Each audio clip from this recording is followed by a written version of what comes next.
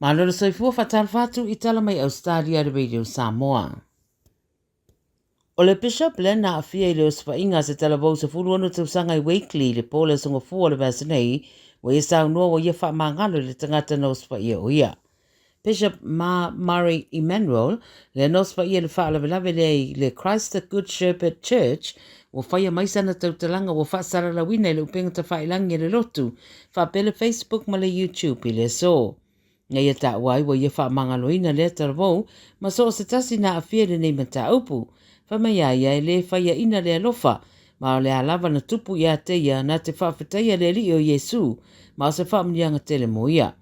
Na sau no fo Emmanuel e na te fia whai atu i le na o se whaia o ia, e alofa ia teia, ma o le atatalo pea mo ia, ma po ai lava fo ina wha oso atu ia na te whaatino lea ngā yoinga, wa ia wha mangalo fo iai, i le suafo Yesu tu sape ke usiano pe le ai.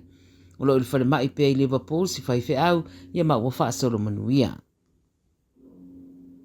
E tō luari o le atutu la il wha msinongono o whita wa inara la au fiai se tau mawhainga wha solotu la fono, e sapalaia upenga o whana mawhala au wha saina, ma na pua ina i la ua iei sini.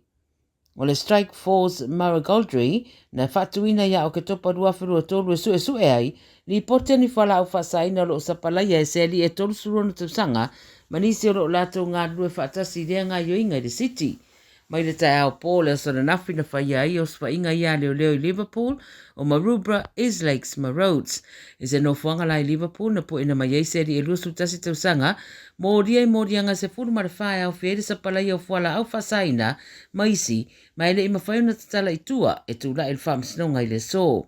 I su enga sa whaatino e leo leo na mawainai se vai ngā tupe pe amare rima sa la wafe o whana, pulu whana, maisi au penga. O whaba veatu le whare mai se tamai titi wari putia mai ro tinga ina ina wala vei se loli i le tu i sautu Brisbane. O se tala whaanoa noa le nei wata ua mai e leo leo le tamai titi sa toso ane le stroller e se tamai ta e taltonwina lo na tina. A la vea i le whataula i ngā lai Browns Plains. Wata ua mai ua whaba veatu le whare mai o tamai ti Queenslandi tinga ina manuanga ilo naulu. E rei whamanu o lia le tamai ta ina o la wane maolo o whaia nei su suenga e le Forensic Crash Unit. Fia mau fo inisi na sira fia na mafuanga na la vea ile tamai titi. O fata ia to tele le tala ua maua mai se whala blave ua maua ini tino maririu o se rima se tamai ta i tutono se container la oloa i New South Wales. O le maua ia tino maririu le o ngā tutono le itu i se sifo o New South Wales, maua e leo leo i se nofuanga i Goulma Road i Gulkong, e lata i Maji. Ua whaia sa i ringa na ua tausanga ina se welfare check po le tau le sfutasi i le tau le stona ina tenei. Mori patia le 7 News o i la uu maririu o seri e lima tausanga ma le tamai ta i tolsu fitu tausanga. Wha ngā sono nei so e suenga ma ua saunia fo i se ripoti mo le coroner. Ma le tala muri mo mori a tala wau ato o lima, le ena whita ua ina lo lato ngā o io ni pisi nisi me le pone au wha au penga ina i nianga ese. E taritonu leo leo pe ona ripotia le ala taiva, o le soni ngātu la fono lea na amata e le itaina le ono i le fia na nafi. Ta ua na ngā e nei se tasi o i lata wia matau mawhai uru whale wha malosi i se pisinisi Belgrave South.